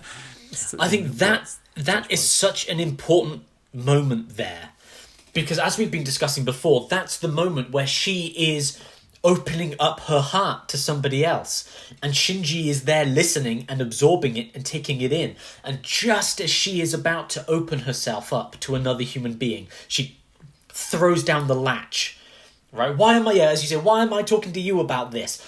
Closes it off, boards up the fortress again, and goes to have a bath where she just spouts about how disgusting it is. It's disgusting I use the same bathwater as Shinji. It's disgusting I use the same bathwater as Misato. It's disgusting that I live in the same house. I eat the same food. I use the same toilet as them. I hate them. But most of all, I hate myself. And outside, because it's in a Japanese house, and like the walls are notoriously thin and there are no doors on anything, Misato is sat in her bedroom kind of listening to all of this, like, yeesh. Yeah. This is the first moment when Asuka is kind of railing against all of this.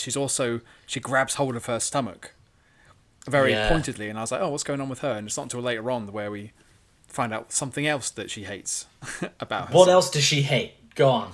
She's menstruating. And whoop whoop, puberty like, themes. Puberty themes. So why do I have to go through this just because I'm a girl? I don't even want kids, she says when she's kind of like cramping up in the girls' laboratories.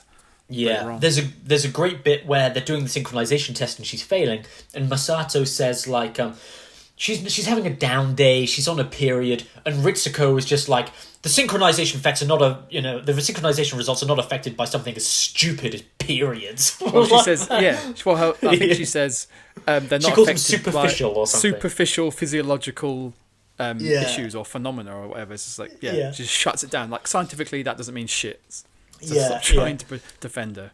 Yeah, and it's kind of like in human society, regular society, you have like now those same two arguments, right? Where a female co-worker might come in and it's like she's just not having a good day, right? And you're like, maybe I'll be more sensitive than, and just, try not to be a dick on today of all days. And then there's another kind of employee who'll be like, hey, I have mood swings too, and just because I don't have a period doesn't mean that I should treat you any differently because you do, like that. And it's just like, oh no, just be nice to her, right? Just empathize, sympathize, have a human connection. Because Misato's saying to Ritsuko, like, she's having a bad day, she's having a bad time, she's on a period, like, just say something nice to her, and it'll boost her confidence, make her. And then Ritsuko's like, no. Period means nothing. Get over it. Well, I don't think she's quite so like vitriolic. She's just like very matter of fact, robotically like that will have no effect. Yeah. Because I think in the last episode where she talks about how she doesn't understand men and women. Like, it just makes no sense to her, like that men and women would couple up. And it's where her mum's like, if you're not careful, happiness is going to pass you by. And she's like, I have an even harder time understanding what happiness is. Yeah. So I think Ritsuko, is just as like a lot of these kids, has an awful lot of sort of emotional kind of obstacles stopping her from really experiencing human existence as well. Yeah. Well, this leads us into one of the most famous scenes in the entire show, which, or infamous scenes, you could say, which is the forever shot of Asuka and Rei in the elevator together, where it goes on for around a minute. Is that how long it was? Yeah, it felt. Yeah, and I have a feeling lots of fans were very upset when this came out on Netflix, because Netflix changed a number of things. Firstly, the end theme is different on the Netflix version to the original Japanese version because they couldn't get the rights. The original one is a cover of Fly Me to the Moon, I think. Oh, really? Like, yeah. And the new theme that's on there, again, moon references. The theme that's on there now is, the Netflix version because they couldn't get the rights to Fly Me to the Moon. And this scene was shortened, supposedly, for the Netflix version. So as long as it is, it's not as long as it was originally. It's still pointedly and almost excruciatingly long. Yes. And this, again, is another tie-in to where I said at the very beginning of this is as close as you could get to if David Lynch made an anime. Yeah. Right. Yeah. This, to me, is like pure David Lynch, where we just sit there and we do nothing but watch these characters waiting. And you don't know what you're waiting for, but you can't bear to look and you can't look away at the same time. Because what is going to happen? And it forces you into that elevator with them to feel that tension, to feel... Yeah, it's a really strong character moment where they say nothing. Yeah, despite how verbose Asuka normally is and has plenty to say about Rei, it's just this elongated silence, which I wouldn't have been surprised if that scene would have ended with the doors opening and then Rei walking out and neither of them say anything, because that would have said an awful lot and would have done an awful lot for the kind of the tension of the whole episode. Yeah, but the end of that, I think Rei breaks the silence by saying, you have to open your heart to the Ava, basically. Your synchronization, she doesn't say this, but the point is, your synchronization rates are falling, and the Avas have a heart. And if you open yourself up to the Avas, then your synchronization rates will go up. And that, again, is tying into this whole thing, where Asuka is closing herself off to everyone, and the only emotion that she is showing to people now is anger and frustration. But if she opened herself up to people and let people in, firstly, her synchronizations rate would go up, she'd be a better Ava pilot, and she could have friends and meaningful relationships. But it seems like the thing that she really wants the most is to be the best Ava pilot. So really, that's quite good advice from Rei, quite selfless advice from Rei. If you really want to be the best, then just try this thing differently. But then another theme of this episode is Asuka constantly railing about how she lost to Shinji. Yeah, Like she doesn't, not that she was beaten up by an Eva or whatever. The thing that grates on her the most is the fact that she lost to Shinji, and so she's like, well, who cares if I'm a good Eva pilot now, because they'll just send in Shinji the Mighty to do all the work and save the day. Yeah. And then at the end, she says to Rey, "You are a doll," right? We cut back to that doll theme. You are nothing but a doll, and if Commander Akari told you to die, you'd do it, wouldn't you? And Rey's like, yeah. She goes, and then yeah. Asuka, another amazing slap with the show. Things this show does really well: meaningful silence, screams, slaps. It's the big three. That's big all you three need from a good anime. Yeah, silence, scream, slaps. The 3 S's. Yeah. That's a really powerful, amazing scene, I think. And we do get I think it's kind of coming up a little bit later on, but tying into what you were saying with Shinji, we get the kind of the vision of her seeing Shinji and her relationship with Shinji, and it's like she's talking about how she's being beaten by Shinji and how much she hates that. But then also she says, "You won't touch me, right? You won't hold me." And it's like it's not just that there's a competition with Shinji going on there, but that she wants to feel a connection with Shinji inside herself, right? She's jealous. She sees Rey and Shinji sort of hanging out at the train station chatting, and she talks about how much she hates them and how they're stupid, but yeah, really, she wants to have what they have. Yeah.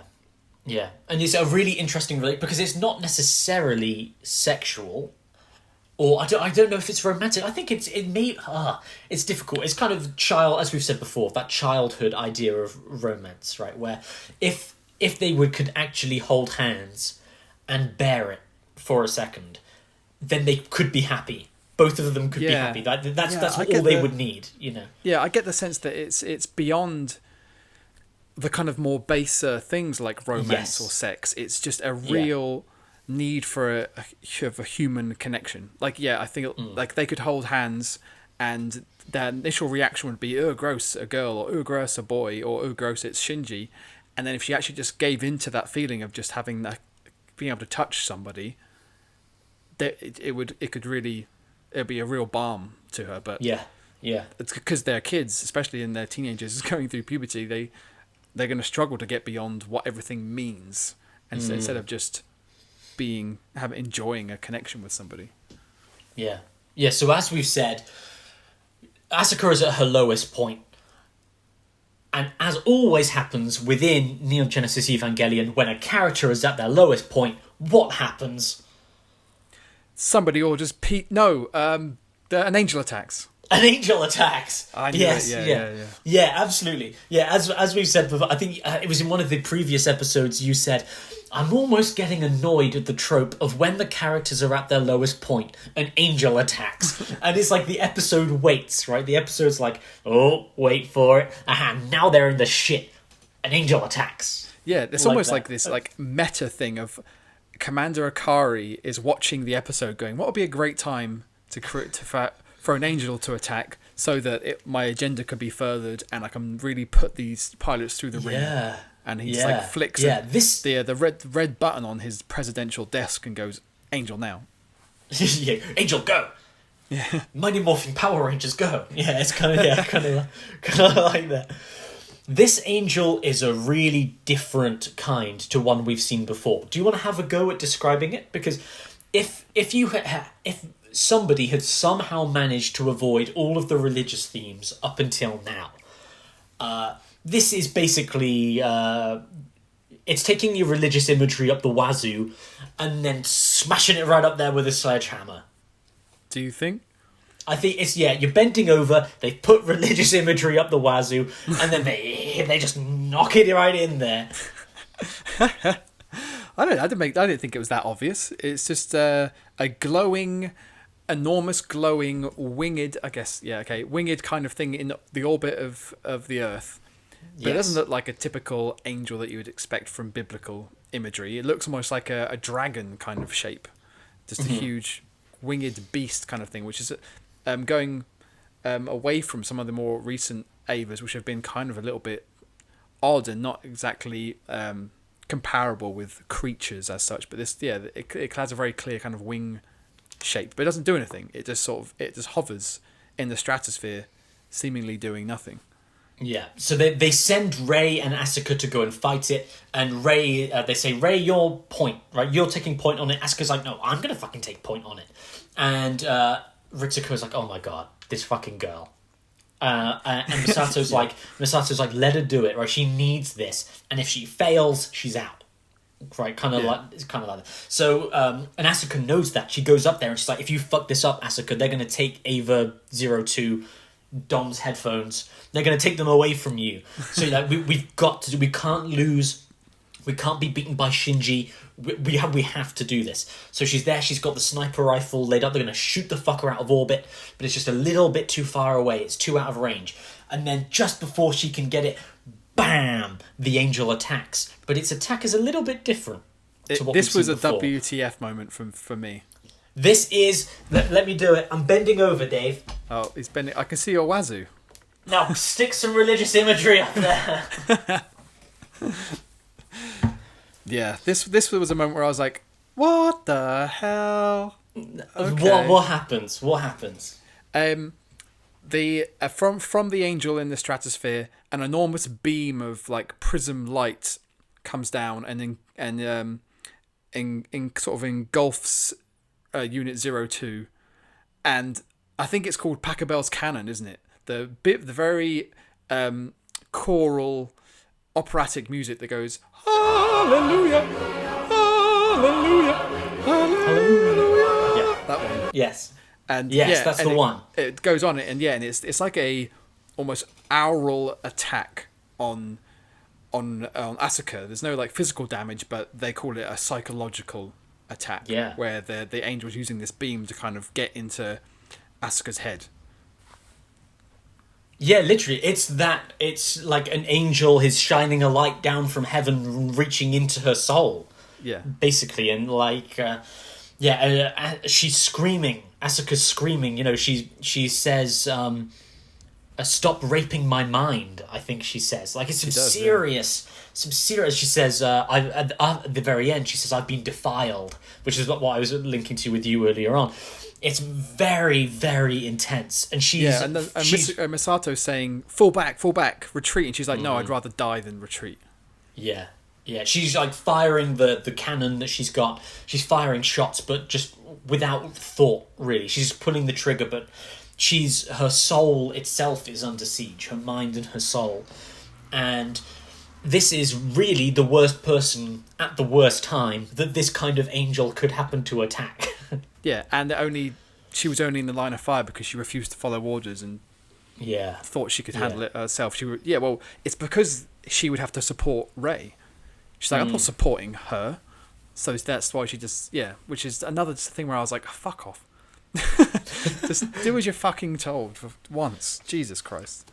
Well, this leads us into more flashbacks. And I think what we see here quite a lot is earlier in the episode, they established the childhood Rei, the child version of her. And within this scene, we see quite a lot of her interacting with a voice in her head, but then also the child version of her as well. And I think we're supposed to assume that the child version is the angel itself, right? Or it's like a conversation.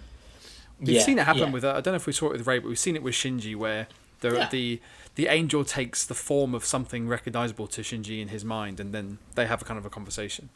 Yeah, and it's happened with the Ava as well, where we've seen before where Shinji, where literally his the Ava became his mother's soul and took him away. Yeah. So we're kind of within that realm, and we flash back and we get a really amazing scene that again goes on for a really long time, trying to establish what kind of person she is. Right, as the angel's trying to understand who she is. We see a doll. A doll is hanged and rotating again, like as her mother was. This is the "Don't stop being my mummy" moment, as the doll kind of hangs there and rotates. Then we we see like 4 images constantly being. We see her being introducing herself at school. We see her calling Shinji an idiot. Sorry. We see her saying, "Now's my chance," and then we see her showing her breasts to Kaiji as she did in the beginning of the episode. And these 4 images repeat again and again and again and again, and her saying, "These are not who I am." Right? None of these are who I am. And like the first one is her being confident. The second one is her being like aggressive and pushing somebody away. The third one's her being like opportunistic, and then the last one is her bearing her, her breasts, kind of like being sexualized. But like she's like, these are not who I am. But for the angel who's kind of interacting with her soul, it was like, well, this is what you're giving me, right? Yeah, this is what this I was see. the moment where I was like, me and the angel, we're on an even Right. keel here. We're thinking the same thing. We're thinking, well, all you've given out, all you're expressing are these things, and these are all things apart from the very first one, which is like, "Hi, I'm Asuka Soria Langley, and nice to meet you." That's nice, and yeah, like you said, confident and friendly. But then it's just like 3 elements of personality which are a turn off for at least for me, and they have driven stakes between her and her peers and the people that she's surrounded by. So this was a moment where I was like, okay, this is an opportunity for Asuka to endear herself a little bit and fight against the worst parts of herself. Yeah, and what did you think of this kind of dream-like sequence as it goes on? Like, how gets did it fucking make intense. you? Yeah, it does. Yeah. Seriously intense, yeah. But this one was a little bit easier to follow. The one where Shinji was sort of trapped in the shadow, I found was a lot more obscure, and there was far too much going on for me to take it all in. Whereas this one was a little bit more easier to follow. And there's a sequence where Asuka, as the sort of age that we know her as, is sort of crouched in what looks like a playground, but she's naked and just got her head buried in her knees, and standing in front of her is like the weird sort of ghosty version of Baby Ray with holding the doll, and Baby Ray, I can't remember what she says. She says, "You need me," and Ray, with her head in her arms, just says, "I don't need you," and sort of just kills this baby version of herself, and she kind of dissipates, and the doll that she's holding falls to the ground, and that dissipates gradually too. So that was a little bit more easy for me to interpret. Do you mean Baby Asuka? What I keep saying, Baby Ray. Yes, yeah. Yeah, I know. It's because we talked about Baby Ray in the last episode, but I keep meaning to say Baby Asuka. Yeah, you're right. Yeah, it's a really strong moment, and we get that moment where in her visions she sees Kaiji, but Kaiji leaves her, says you're just a kid, and then goes and takes Shinji under his wing, which is when we then get that moment where she's like, Shinji's like taken everything, right? She loved Kaiji, but then Kaiji moved on to Shinji. She was an Eva pilot, but then Shinji was the Eva pilot. She's it shows them kissing as they did before, but then we also get a flashback to the magma diver where he jumped into the volcano to help her, and she says, "You won't help me," but as she says that, we see him having dived into the volcano to help her, so it's kind of this constant thing with her. But I think she's saying in that moment, "You just stand there, you won't help me, you won't even hold me." It's that like he is being a doll, just doing what he's told again, right? Like she needs Shinji to be more than he is. And she said, "Nobody holds me, nobody does, nobody cares about me." But then at the end, as you're saying, with the smaller version of her, or the angel, the Ava, whatever, is saying like, "What will make you happy? Are you lonely? Open yourself up to me." And she refuses in that moment. Yeah, as you're saying, like the doll reaches out, and then she says, "No, I'll live on my own." She dissipates, and she says that. She says she hate. I think we saw earlier on when she's railing in the bathroom about it being, she's not going to share the same bathwater as Shinji and Masato, all that bit. She says, like, "I hate them. I hate Mum. I hate Dad. And most of all, I hate myself." So, but we already know that at this point, she doesn't want anyone in her life. Even her parents who her dad and stepmom are kind of strange to her as well, and like you said, Kaji's left her, so she's like, I don't need anyone. I'm going to be on my own. Yeah. And then she's been put through a test, and the test is, can she open herself up to other people? And at the end of the episode, she fails the test. Right? It's like almost like Frodo in the Ring, where can Frodo's resilience and willpower hold out long enough for him to get the ring into Mount Doom? And at the end of The Lord of the Rings, Frodo fails. He gets the ring into Mount Doom, but just as he's about to throw the ring in, he can't do it. Right? And he's like, no, the ring is mine. And the ring only falls in because this is in the movie, Gollum bites Frodo's finger off and then falls in with the ring, right? But part of the problem that Frodo has going back to the Shire is, they saved the world, but he has to carry the burden of how the ring ruined him, and also the knowledge that he failed in his own mission. Right? He got to Mount Doom and then would have happily not put the ring in at all.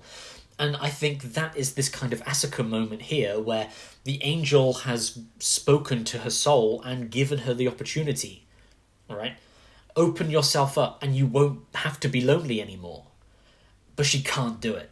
And she refuses. Yeah. And she fails the test. And then we get that flashing imagery of the second title of the episode, which is Don't Be. Don't Be flashes repeatedly. And to my mind, maybe it's a translation thing again, but I thought of the to be or not to be, the soliloquy from Hamlet. And to be or not to be is like, it's like to live or not to live, essentially. And the don't be, to me, kind of spoke to that in the, she's refused life, she's refused happiness, and she's locked herself out forever. Yeah, I'd go in for that, for sure. Yeah. It's an awesome scene. But this is, we've spoken about the Asuka, and this is when she comes out. She says, I've been defiled, as we've said before.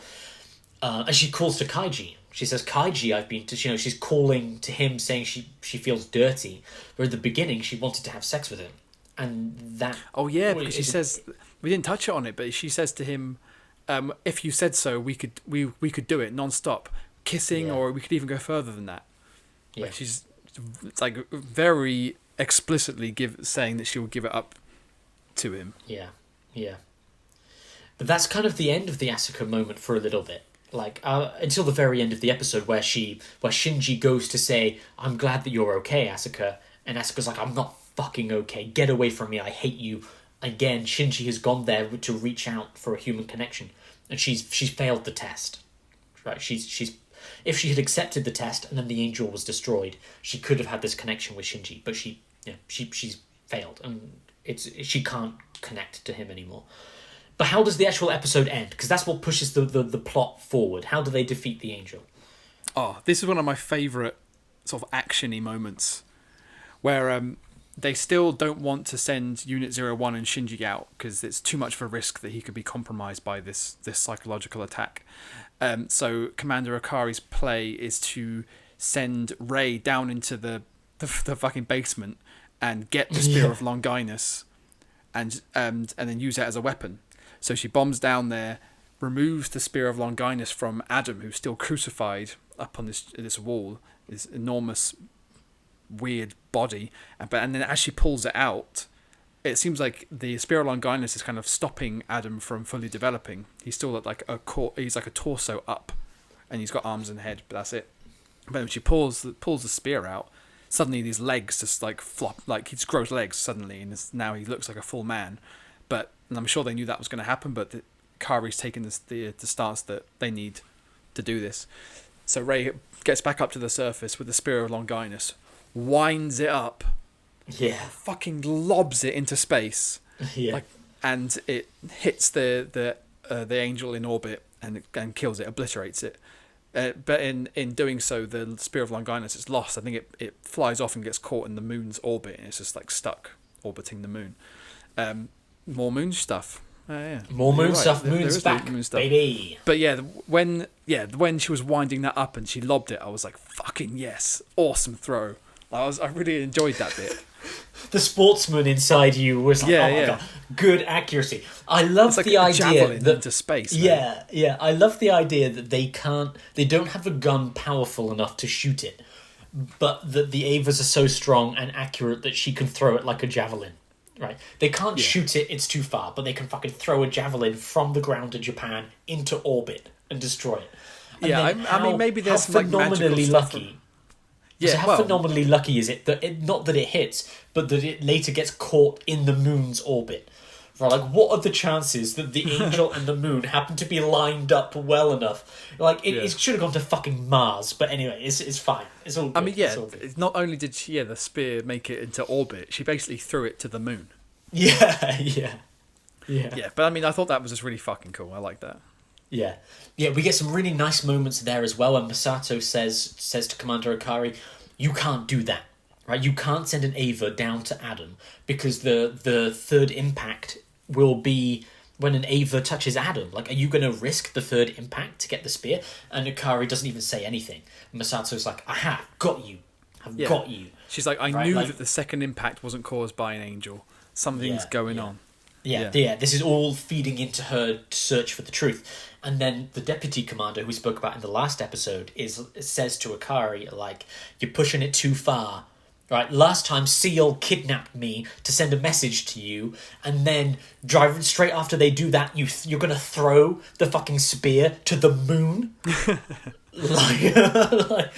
like, are you serious right now?" And he's like, the Akari's just like, well, they've already okayed the production of more Avas. Yeah. Like, what, this is only going to help our. Whatever their mysterious plan is, it's helped by the fact that the spear is removed off planet.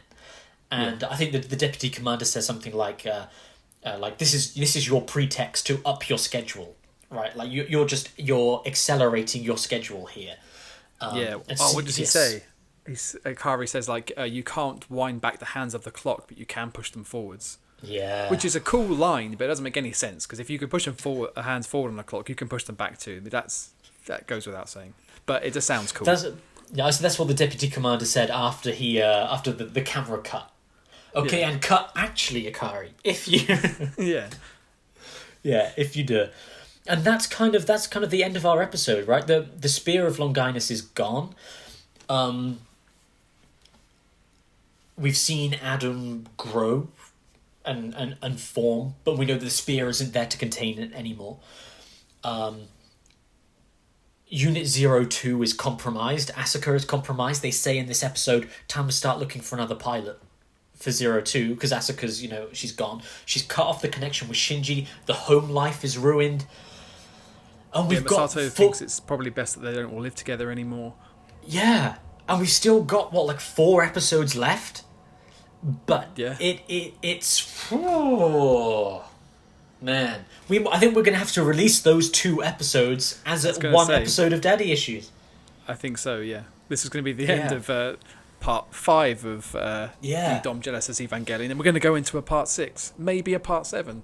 I think we might have to. Yeah, which is crazy. That it gives us a little bit more time to watch and stuff, so that's not so bad. But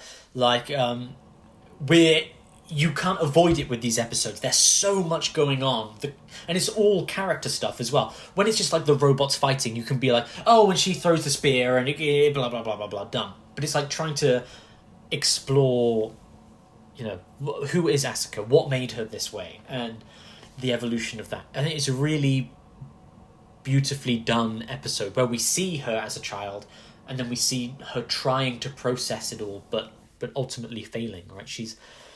She builds the fortress around herself, and when it's time to let the walls down, she can't do it. Yeah. And yeah. So she didn't end up endearing herself much more to me. I got more of an insight into who she is, but I'm still of the mind that she needs to fucking sort it out. See, one of the reasons I like the show as well is because in a traditional movie, it's similar to Lord of the Rings, I guess, but she would face the challenge and she would succeed. Right, by the end of this episode, she's learned the lesson and accepted it and has moved on. But the point of this is that she can't. right? We see her journey, we see her trying to reach it, but she can't leave herself behind. And yeah, at least not yet. Like I know what you mean. Yeah. Like normally there'd be it's kind of a resolution, false ending yeah. where you felt like the character had failed and that was the end of it, but then they get a second wind and they come back. So I mean, it may not have happened within one episode, but I've not seen the rest of it. But this could well be like the real rock bottom that the character has to reach in order to rise again. yeah, I mean, I'd say, like her to. I'd like it all to come together and the team to work well and to people to learn to be better. But again, this is the kind of show where that just might not happen. Yeah. I think is one thing, without wanting to give anything away, what I will say is that the movies, the Evangelion movie, especially the end of Evangelion, the movie, Have you watched that? feels. Yeah, I watched it last year. Yeah. Oh, okay. You already Oh said no, the new movie. No, there's End of Evangelion, which is a direct sequel to this movie. Then there's other movies that basically do the entire TV series again, but change things, and the story changes it as it goes along. And then the movie that was just released like 2 days ago is like an entirely new finale. So the End of Evangelion is kind of like, which is the movie from like 1997 or something, is like an alternate ending to the TV series. Why did they do that? Because this is the spoiler that I'm going to give you. People were not happy with the end of this TV series. Right. And they demanded a different ending. And I want you to bear that in mind as you watch these final episodes. Because when I rewatched the series, I rewatched the episodes a couple of days ago. And when it ended, I thought, I'm not going to watch the movie again. This is the ending. You've seen And the this movies, is the- you know what they changed. Yeah, I know what the end of... I haven't seen the newer movies, but I've seen End of Evangelion. And I thought, no, this is the ending that I want to this series. And I don't want to change that in any way. Sure. So, yeah. Well, that's the ending that anyway, they meant in the first place. So it seems... Yeah, I don't like that kind of fan power where they go, we didn't like it, change it. It's been done. If you don't like the ending, then that's fine. It shouldn't spoil the whole thing. It's like the whole Game of Thrones thing, and to a lesser extent Dexter. When Dexter finished, people kicked up a shit, so they actually went back and refilmed the ending and re-aired it because people didn't like how it ended. It's like I just don't understand that. Like, who are you really succumbing to there? Anyway. No, you're right to bring that up, because that is the theme of the final movie. The final why movie... change things? Yeah, because the point that the creator makes is, I gave you the show, I gave you my heart and my soul, and that's kind of the point of us seeing what Asuka is going through, what Rei is going through, what Shinji is going through, Misato, all of these characters, is that the creator of the show is bearing their soul for us. And then when they get to that ending at the end, people are like, we want more giant robot fights, so he makes the extra movie. But the point of the extra movie is like, now there are all of these posters of Asuka and Rei doing sexy poses, and they've become these like sex symbol anime characters. And the kind of point of it is like, you didn't get the show, right? If you are turning them into sex symbols, you did not understand this show at all. No. So I think we should finish the show, give it a break, and then a few months later come back and check out that movie when we're removed from it, and Okay, we view it as an we view it as an artifact rather than as like a direct continuation. But yeah, we'll get onto that when we do those final episodes. Well, thank you guys for listening to what has been episode 21 and 22 of Neon Genesis Evangelion.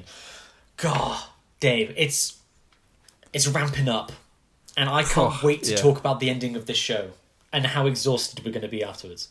I think I will be. I think it'll be a relief.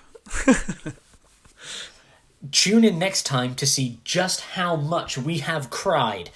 And if you have any suggestions for things you would like us to do, would you like us to do the Ava movies in the future? Let us know in the comments below. We have been inundated with comments from a wonderful, fantastic, beautiful woman that's too beautiful for Dave, who has been insisting that we do Ratatouille. So, Ratatouille, Dave, we've got to get on it. I think we have to, yeah. And I'll be sat there on the sofa watching it with eyes very firmly planted on me as she makes sure that I'm paying attention and I say all the right things. Does she want to guest on the episode? Maybe she can come in and give her 2 cents. There we go. Yeah. Maybe she can tell us why she thought we should have done it. That's good. That's a good idea. Yeah. Yeah, great. Then we will see you next time for either Ratatouille, more Neon Genesis, God knows. But thank you for listening, and we'll see you again.